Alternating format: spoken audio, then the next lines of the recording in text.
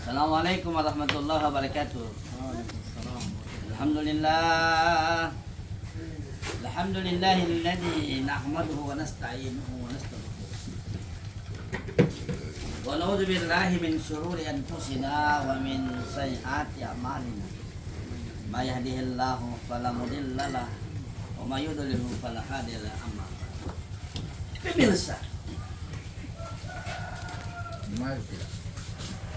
kita ini hidup di antara Sabain wasitin, antara umur 60 dan 70 tahun saja.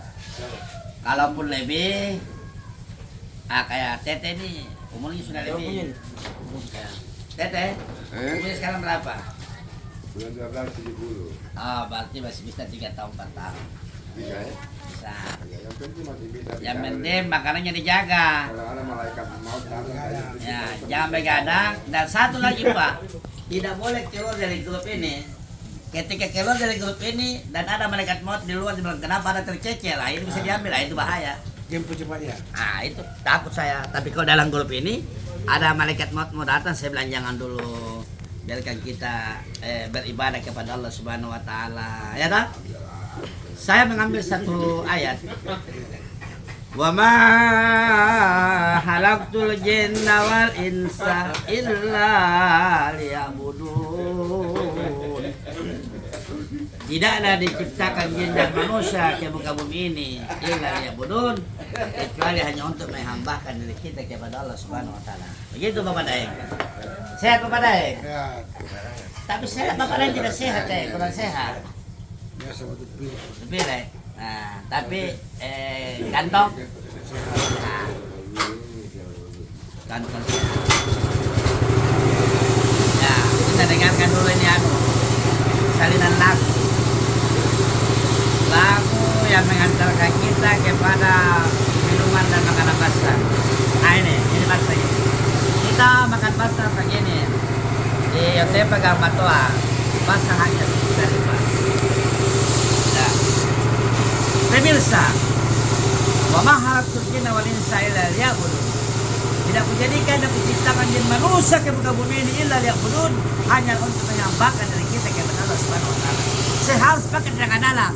Karena kenapa? Melawan mesin yang lain berbunyi.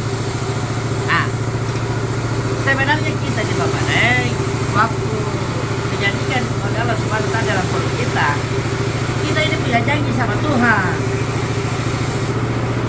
Janji sama Tuhan. Apa janji kita? Janji kita itu ditanya oleh Allah Subhanahu wa taala di dalam perutnya ibu kita, di dalam ruh dalam. Harus itu. Kita ditanya sama Allah. Kamu aku sayang Tuhan atau bukan? Kamu aku sayang Tuhan atau bukan itu? Allah tanya sama si orang bayi dalam ini. Apa jawabannya si bayi?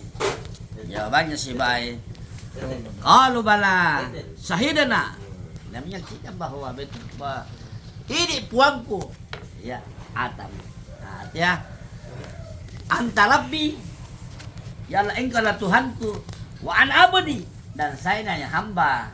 Tidak ada dibanggakan dari kita Pak.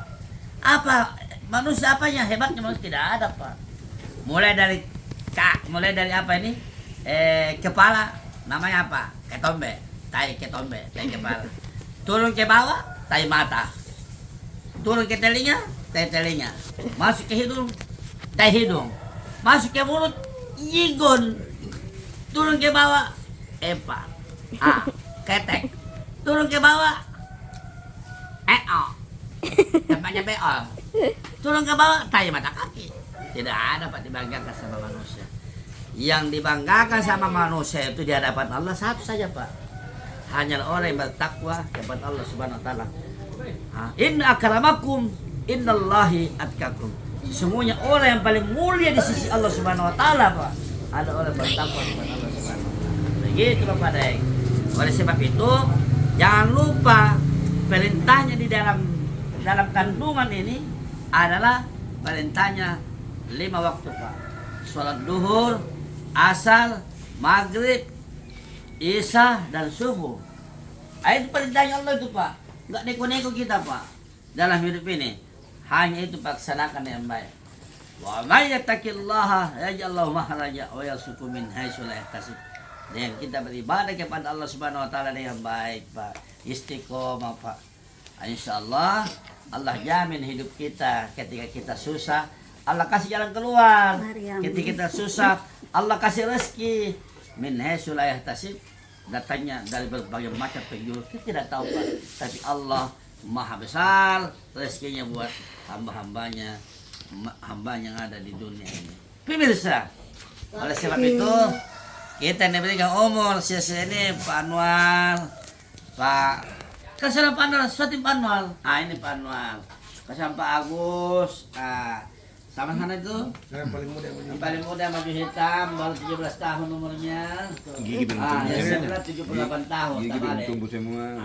Ramadan. Harus kita istiqomah dalam melaksanakan ibadah, terutama kalau subuh, Pak. Kan hanya ibadah subuh itu, Pak, yang disaksikan oleh seluruh malaikat yang ada di bumi dan ada di langit, disaksikan oleh malaikat hamba-hamba yang melaksanakan sholat subuh di masjid. Apalagi ketika kita melangkah memasukkan duit kita ke dalam kotak amal, dicatat oleh malaikat dan diganti lebih besar lagi pahala insya Allah Subhanahu wa taala. Dan ada lebih besar lagi, Pak, yaitu sholat sunnah 2 rakaat sebelum sholat subuh. Rakaat al-fajri khairun minad dunya wa ma fiha. 2 rakaat sebelum sholat subuh khairun minad dunya wa ma fiha. Nanya, Lebih lihatnya baik, bagaimana? lebih baik daripada dunia dan isinya. Ya, sholat sunnah subuh rakaat ini, sholat sunnah subuh. Ya, saya niatnya nak neko-neko sholat sunnah subuh. Ya, itu kan dimaksudkan lah. Tidak ada lagi buat dia. Jadi tidak dibilang sholat sunnah subuh rakaat ini adaan lillahi ta'ala. Allahu Akbar. Begitu ya. Jadi, pemirsa, peliharalah sholat dengan baik. Jagalah sholatmu dengan baik. Karena sesungguhnya dia adalah penyelamatmu kelak di hari kemudian nanti. Karena kenapa? Karena sholatlah amalan yang paling pertama diperiksa oleh Allah Subhanahu wa taala. Jangan Bapak mengaku ganteng kalau Bapak tidak sholat. Nanti suatu waktu datang Nabi Yusuf kepada kita. Ditanya si fulan, "Kenapa kau tidak sholat?" "Ya Allah, saya ganteng ya Allah."